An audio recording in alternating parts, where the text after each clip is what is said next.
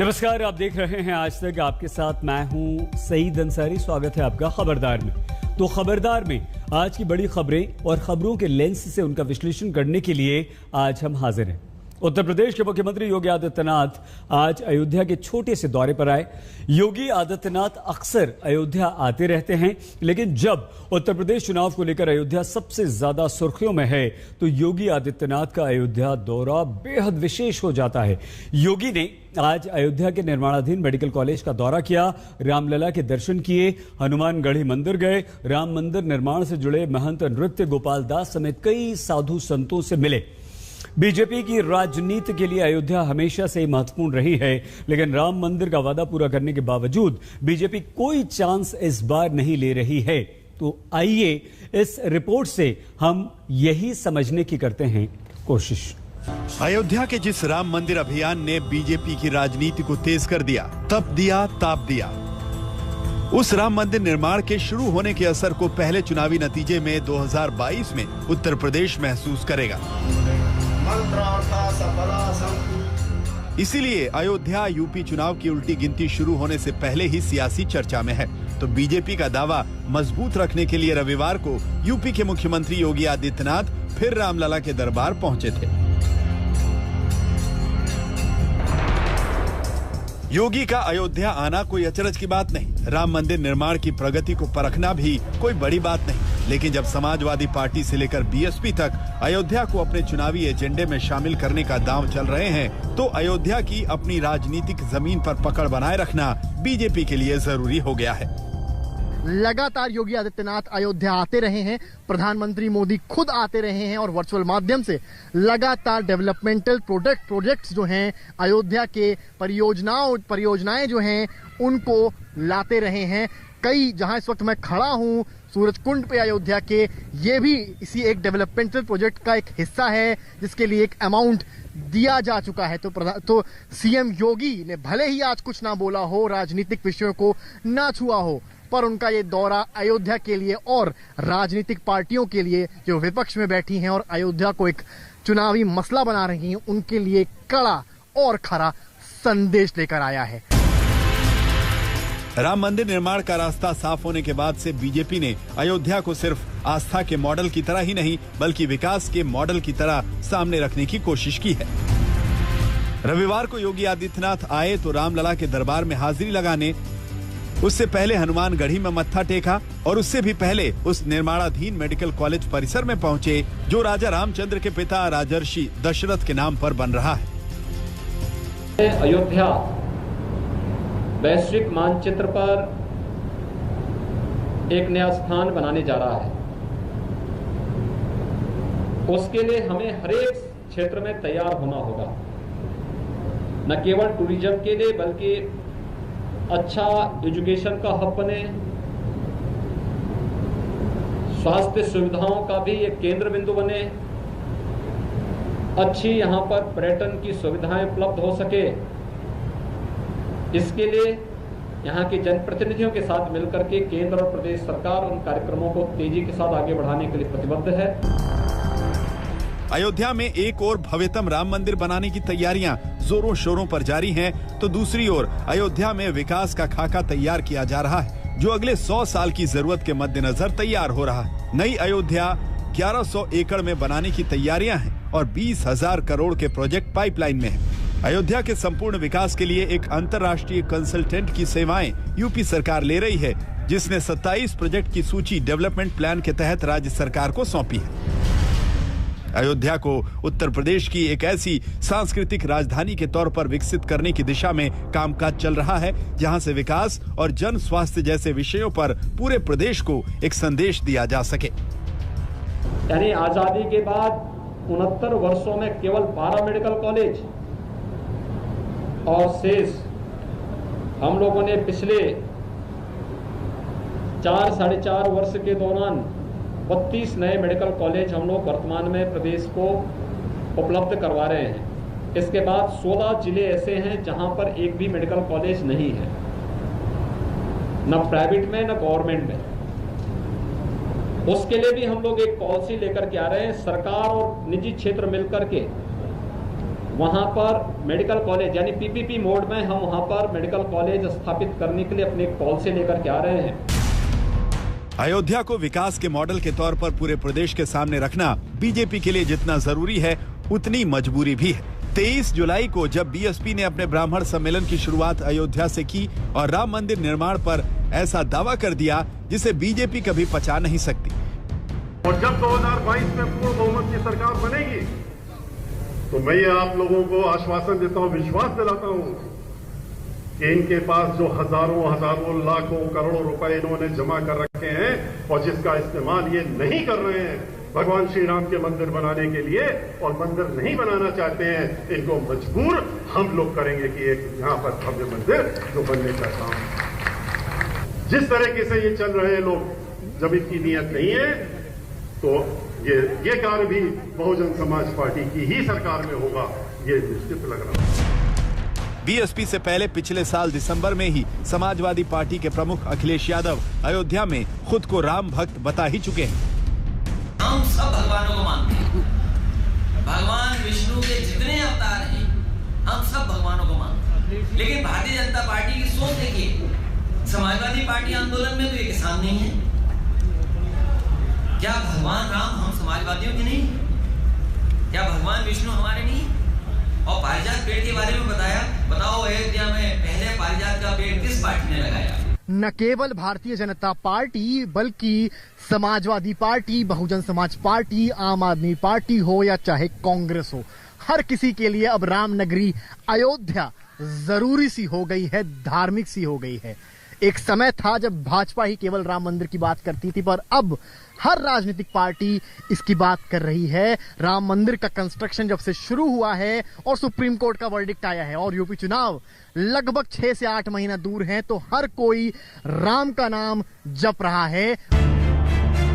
अयोध्या ने देश की राजनीति को बदला है, लेकिन अब जब अयोध्या बदल रही है तो देश की राजनीति उसके हिसाब से खुद को बदल रही है।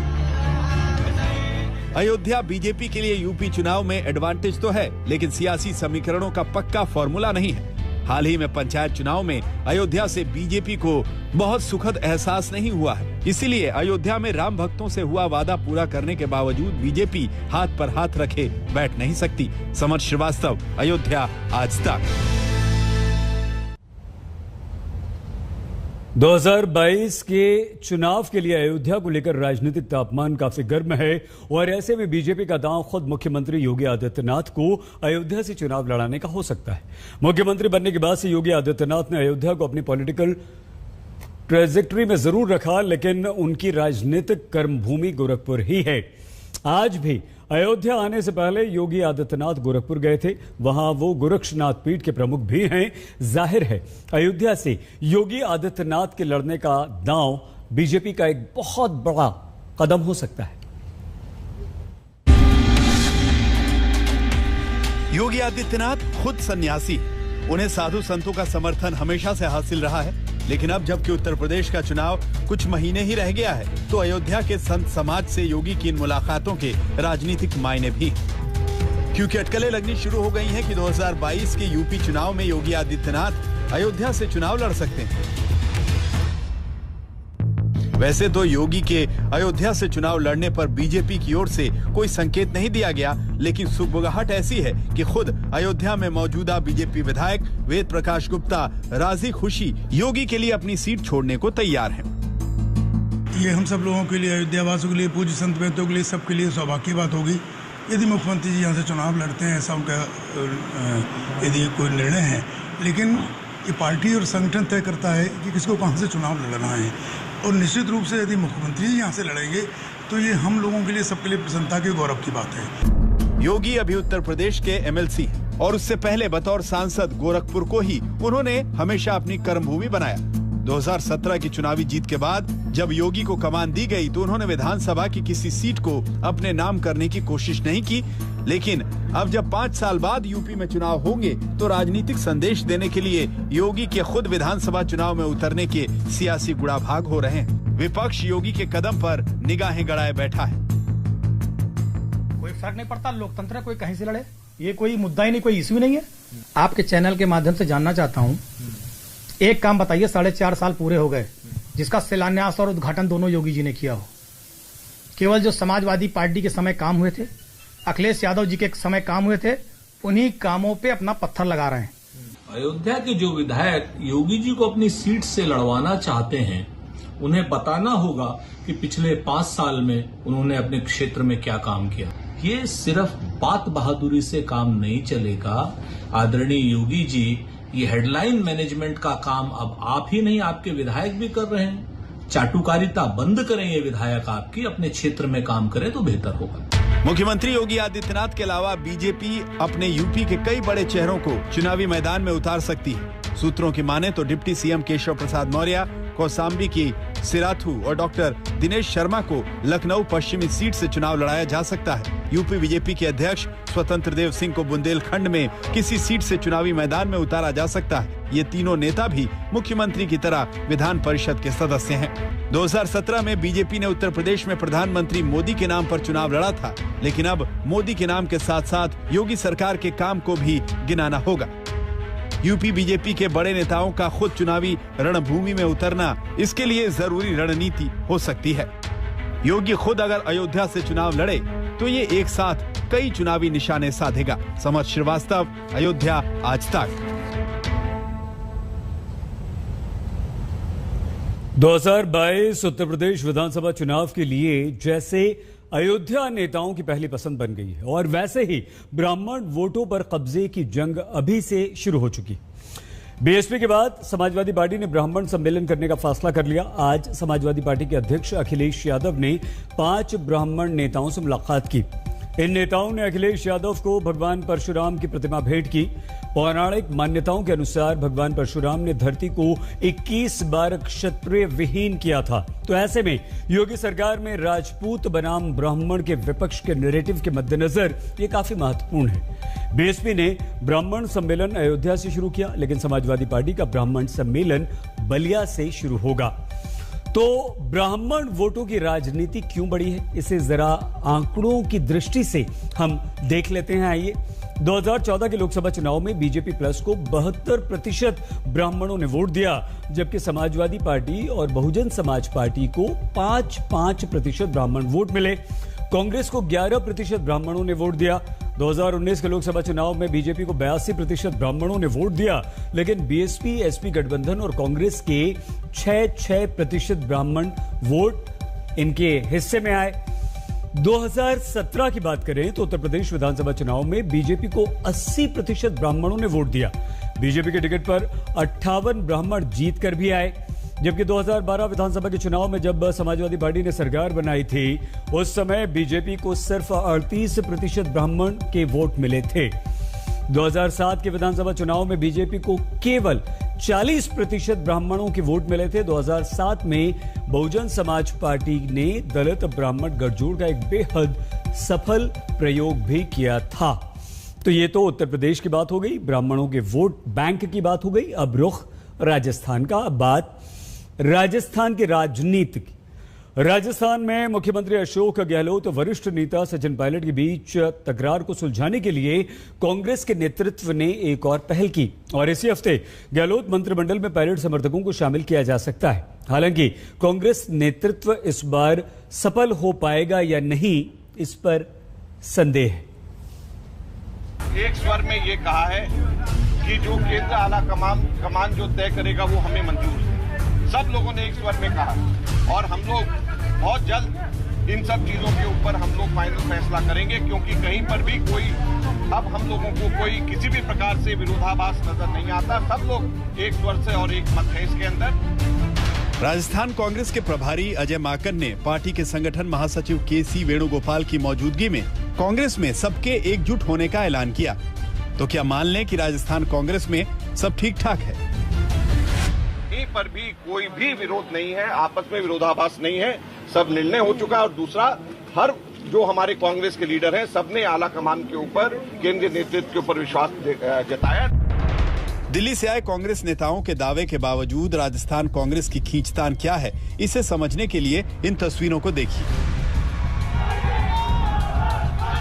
जयपुर में राजस्थान कांग्रेस के दफ्तर में पार्टी के विधायकों से मिलने जब अजय माकन और केसी वेणुगोपाल पहुंचे तो बाहर सचिन पायलट समर्थक अपना दम दिखा रहे थे।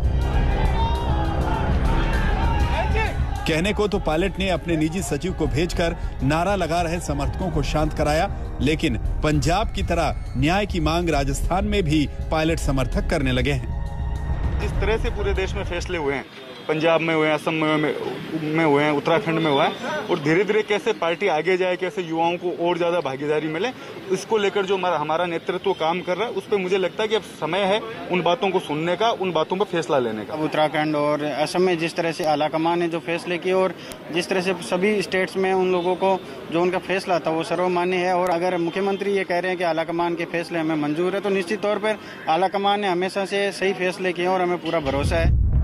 पायलट समर्थकों की आस लंबे समय से पूरी नहीं हुई है और पंजाब फॉर्मूला राजस्थान में लागू करना आसान भी नहीं। यह बात किसी से छुपी हुई नहीं है कि गांधी परिवार और मुख्यमंत्री अशोक गहलोत के रिश्ते पहले जैसे नहीं रहे, मगर न राजस्थान पंजाब है, न गहलोत अमरिंदर सिंह है।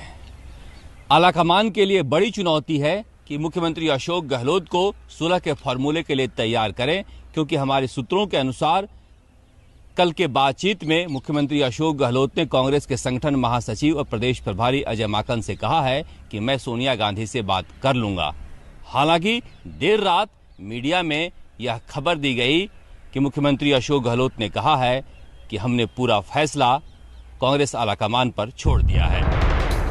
राजस्थान में मुख्यमंत्री अशोक गहलोत और वरिष्ठ नेता सचिन पायलट का झगड़ा सुलझाने के लिए प्रभारी अजय माकन 1.25 साल में कम से कम 6 बार जयपुर आ चुके हैं। 2020 में 30 अगस्त, 11 सितंबर और 24 सितंबर को अजय माकन राजस्थान आए थे। 2021 में 21 अप्रैल, 7 जुलाई और अब 24 जुलाई को माकन राजस्थान पहुंचे। हर बार सब ठीक ठाक हो जाने का ऐलान करके अजय माकन वापस दिल्ली जाते रहे, लेकिन अब तक मामला शांत नहीं हुआ है। सचिन पायलट दिल्ली में भी माकन और वेणुगोपाल से 3 बार मिल चुके हैं।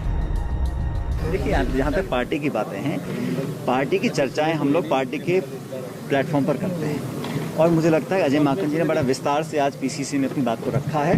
मुझे लगता नहीं कि इसके अलावा कोई आवश्यकता है मुझे उस पर कुछ कहने की। वैसे अब की बार जब अजय माकन और वेणुगोपाल शनिवार को राजस्थान आए तो डिनर पर उनकी मुख्यमंत्री अशोक गहलोत से लंबी बातचीत हुई। सूत्रों के मुताबिक मुख्यमंत्री अशोक गहलोत ने अब की बार कहा है कि मंत्रिमंडल फेरबदल और विस्तार का फैसला सोनिया गांधी को करना है। सोनिया गांधी जो फैसला करेंगी उसके लिए वो तैयार हैं। इसी बीच 28 जुलाई को ही मंत्रिमंडल विस्तार कर पायलट समर्थकों को जगह देने की अटकलें हैं। अजय माकन 28 और 29 जुलाई को फिर जयपुर में रहेंगे। मैं 28 और 29 तारीख को 2 दिन के लिए राजस्थान में मैं फिर खुद आ रहा हूं, और हम लोग कांग्रेस विधायकों से मैं यहां पर आकर के एक एक करके सबसे अलग बात करके जिला और ब्लॉक के बारे में उनसे मंत्रणा करूंगा। हालांकि असली लड़ाई कुछ पायलट समर्थकों को गहलोत कैबिनेट में शामिल करने और अहम पदों पर काबिज करने भर की नहीं है। असली मुद्दा राजस्थान की राजनीति में पायलट का रोल है। सूत्रों के अनुसार राजस्थान कांग्रेस में कलह को खत्म करने के लिए सुलह का फॉर्मूला तैयार हो गया है। सचिन पायलट गुट के 5 विधायकों को मंत्री बनाया जाएगा, लेकिन बड़ा सवाल यह है कि सचिन पायलट की भूमिका इसके बाद क्या होगी। मुख्यमंत्री अशोक गहलोत के बारे में कहा जा रहा है वह चाहते हैं कि सचिन पायलट की विदाई हो राजस्थान से, जबकि सचिन पायलट राजस्थान में रहकर राजनीति करना चाहते हैं। स्वागत एक बार फिर से आपका खबरदार में। और खबरदार में अब आज हम आपके लिए आज तक की अफगान सीरीज की 4थी किश्त लेकर आए, जिसमें अफगानिस्तानी मेहमान नवाजी की खुशबू है। अफगानिस्तान के आधे से ज्यादा हिस्से पर तालिबान दोबारा अपना कब्जा जमा चुका है।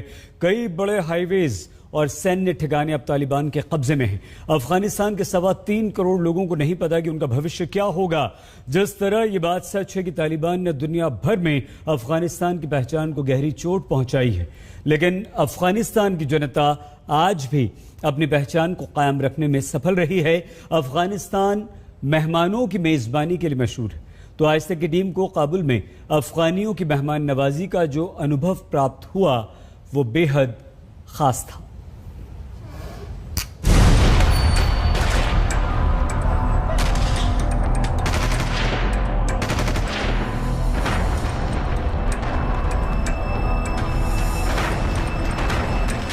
बम धमाके, शहरों पर मिसाइलों से हमले। 20 साल बाद एक बार फिर अफगानिस्तान हिंसा के दौर में पहुंच चुका है। दरअसल अफगानिस्तान पूरी तरह से जंग के मैदान में बदल चुका है। हम इस वक्त काबुल में जरूर है, यहाँ जनजीवन आम सा दिख रहा है, लेकिन ये भी हकीकत है कि इस मुल्क का अधिकतर हिस्सा तालिबान के कब्जे में है। तालिबान इस देश को अपने कब्जे में लेने के लिए फटफटा रहा है। भले ही आज अफगानिस्तान दुनिया के सबसे खतरनाक देशों में शामिल हो, लेकिन यहाँ की मेहमान नवाजी हमेशा से ही खास रही। आज भी अफगानिस्तान के लोग खुले दिल से मेहमानों का स्वागत करते हैं।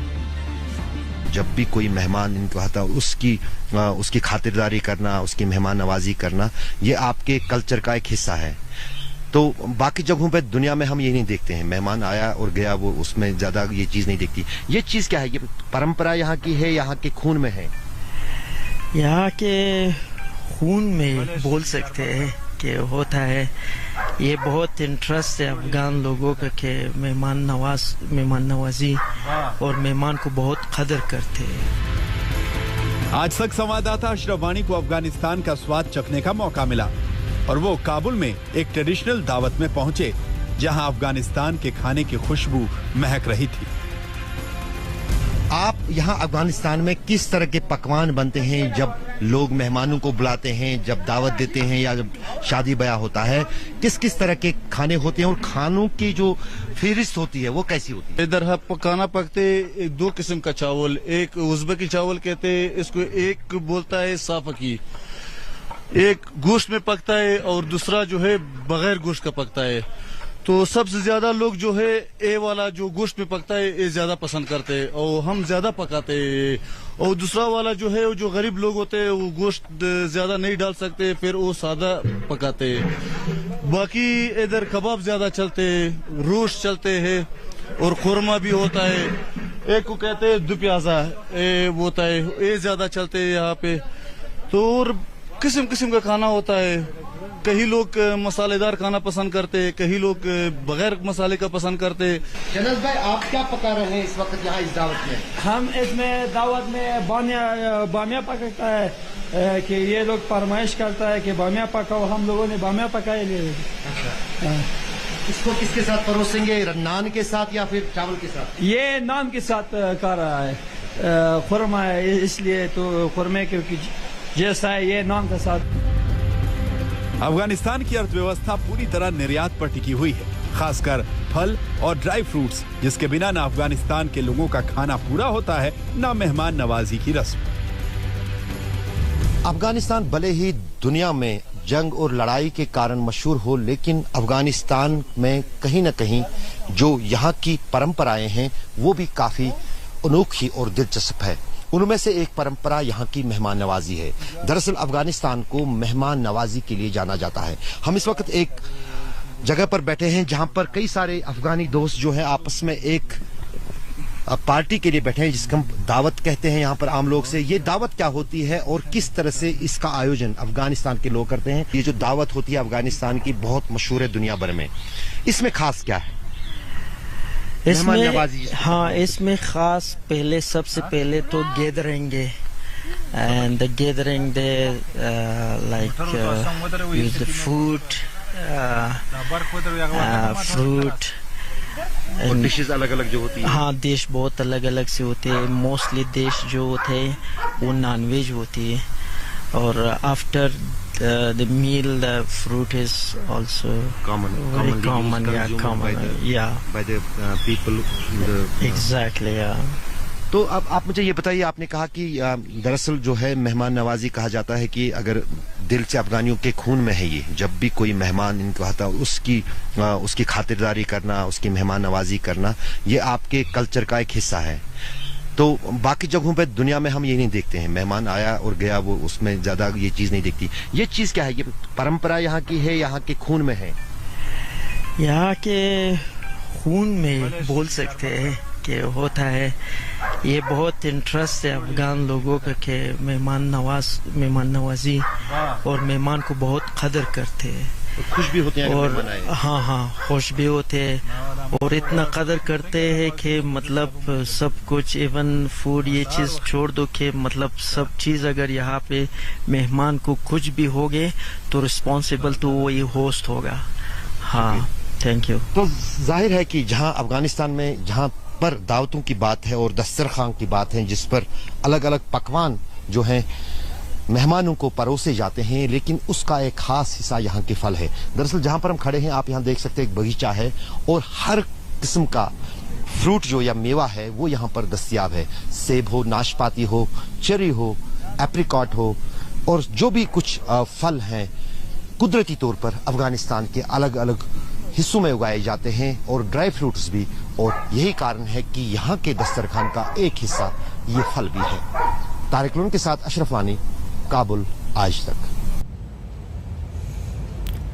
अफगानिस्तान की मेहमान नवाजी की दुनिया कायल है, लेकिन अफगानिस्तान में रिपोर्टिंग के दौरान हमारी आज तक की टीम को जो एक बात महसूस हुई वो ये कि चाहे कुछ भी हो जाए अफगानिस्तान की आम जनता कभी भी तालिबान की मेजबानी नहीं करेगी।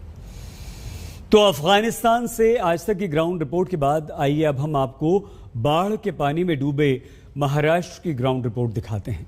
पिछले 40 वर्षों की यह सबसे भीषण बारिश और बाढ़ से महाराष्ट्र इस समय जूझ रहा है, जिसमें पिछले 3 दिन के अंदर 130 से ज्यादा लोग अलग अलग हादसों में अपनी जान गंवा चुके हैं। सबसे ज्यादा मौतें लैंडस्लाइड की घटनाओं से हुई हैं। स्थिति इतनी खराब हो चुकी है महाराष्ट्र में कि लोगों को रेस्क्यू करवाना भी मुश्किल हो रहा है। महाराष्ट्र में ऐसा लग रहा है मानो कुदरत और इंसान के बीच कोई मुकाबला चल रहा हो।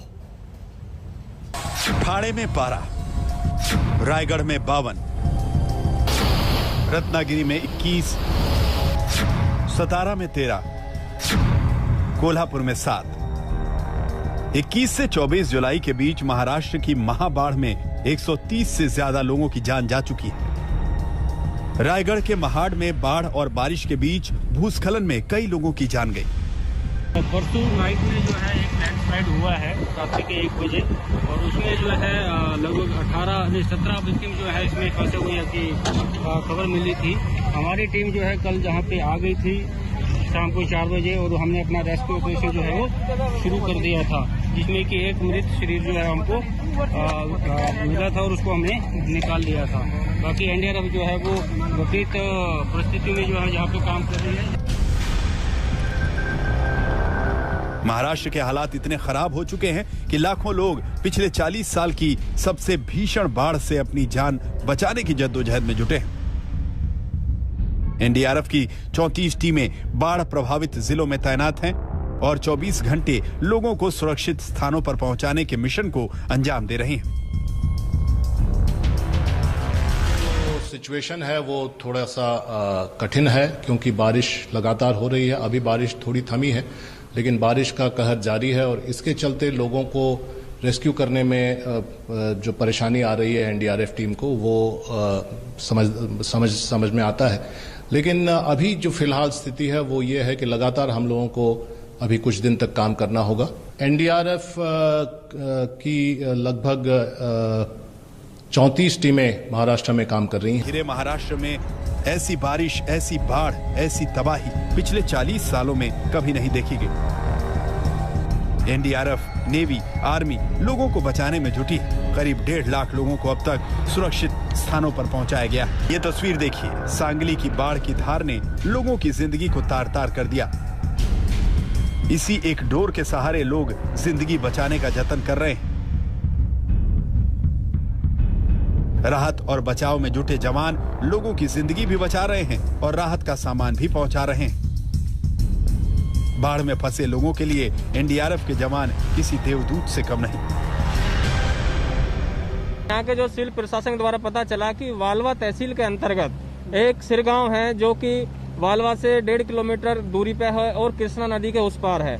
इस सिरगांव के चारों तरफ पानी भर गया है और वहाँ पर लोग फंसे हुए हैं।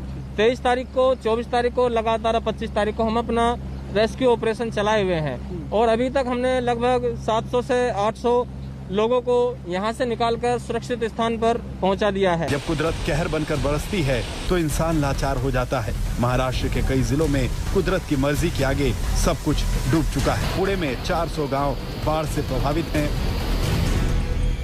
कोल्हापुर के 240 गांवों में बाढ़ का मंजर है।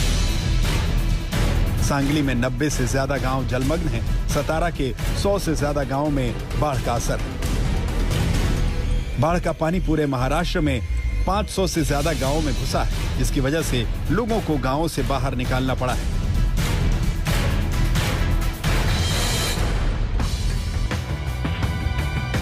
ऐसे लोगों की मदद के लिए उन गांवों के लोग सामने आए हैं जिनके गांव बाढ़ में बच गए हैं। ऐसा ही एक गांव है सांगली जिले का समडोली, जहां बाढ़ प्रभावित गांव के लोगों को न सिर्फ शरण मिली है बल्कि उनके खाने पीने का इंतजाम भी गांव के ही लोग कर रहे हैं।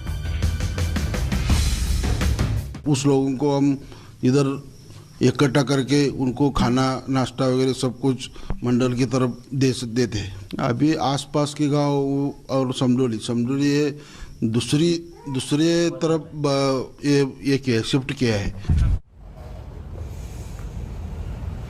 बाढ़ की चपेट में आए महाराष्ट्र का हाल कितना बेहाल हो गया है, इसकी रिपोर्ट आपने देख ली। लेकिन बाढ़ सिर्फ महाराष्ट्र में लोगों की जान नहीं ले रही, ऐसा नहीं है। हिमाचल प्रदेश में बाढ़ और बरसात के बीच भूस्खलन की एक बड़ी घटना हुई। यह घटना किन्नौर जिले में हुई, जहां भूस्खलन के बाद पहाड़ से पत्थर और बड़ी बड़ी चट्टानें इतनी तेजी से नीचे गिरी कि बसपा नदी का पुल टूट गया। कई गाड़ियां इसकी चपेट में आ गईं। तस्वीरें आप इस समय देख रहे हैं। इस घटना में अभी तक 9 लोगों के मारे जाने की पुष्टि हो चुकी है। ये सभी लोग दिल्ली और चंडीगढ़ के थे जो हिमाचल प्रदेश घूमने गए थे। प्रधानमंत्री नरेंद्र मोदी ने भी इस घटना में मारे गए लोगों के परिवार के प्रति संवेदना व्यक्त की है। घटना के समय वहां कई लोग मौजूद थे। उन लोगों ने भूस्खलन के वीडियोस बना ली, जिनमें लोगों की चीख पुकार साफ साफ सुनी जा सकती है। भागो भागो भागो। दर्दनाक तस्वीरें हैं। 9 लोगों की मौत की पुष्टि अभी तक हो पाई है, कई लोग लापता हैं। खबरदार में आज के लिए बस इतना ही। अपना प्लीज बहुत ख्याल रखिएगा। देखते रहिए आज तक।